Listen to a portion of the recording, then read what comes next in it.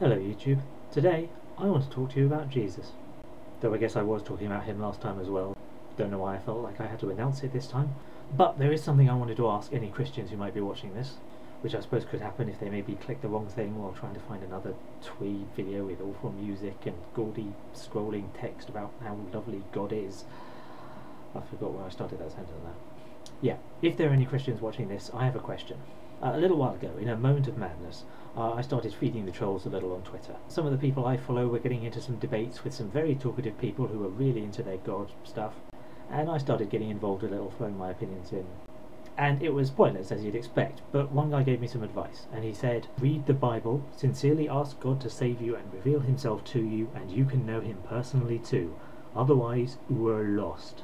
And you hear this kind of thing a lot, that Jesus will make himself known to you if you just let him into your heart. And you know what, I am totally up for that. I am not an atheist because I hate God or because I'm trying to deny or suppress what's obviously true. Most atheists really aren't refusing to admit what they know deep in their hearts. Most atheists are like me, they just don't buy it.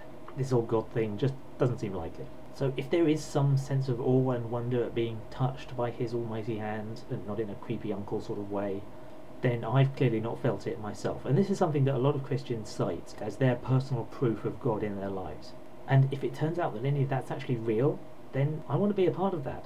Because as a lot of Christians have delighted in pointing out, if it turns out you guys are actually right, and I don't get on the right side in time, then I'm fucked.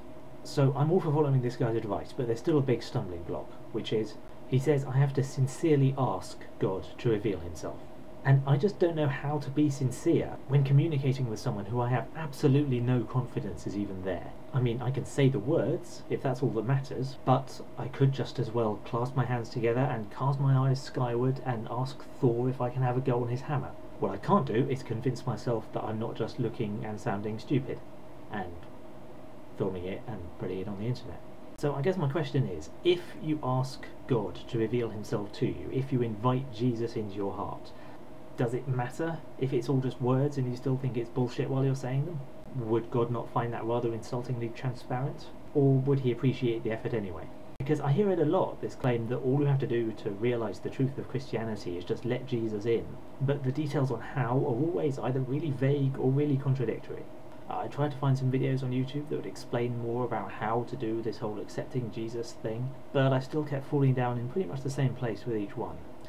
This video here, didn't know my finger could do that. This video here says it's really easy to get Jesus to make himself known in your life, you just have to really believe in him. This nice lady here says that you can ask Jesus to be there for you, and he will if you mean it with all your heart.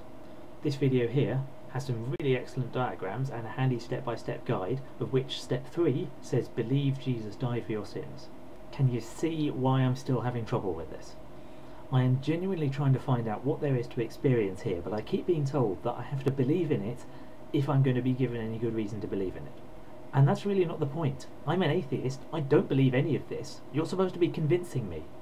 There's really no point just saying, try believing it and then maybe you'll find it more believable. I can't just induce that in myself. That's like saying, just try being gay and then maybe you'll find members of your sex more attractive.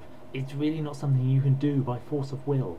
If I'm reading too much into this and just saying the words is supposed to be enough, then I can do that. If any Christian out there wants to propose a serious experiment in which I kneel by my bed every night for a month and recite a mantra, any mantra of your choosing, and then report back honestly on what I experience, I will do that. But my starting position is that this is all a load of crap, and I still don't really know if that would nullify everything. So yeah, I think the basic takeaway message here is I still don't really get all this Jesus stuff.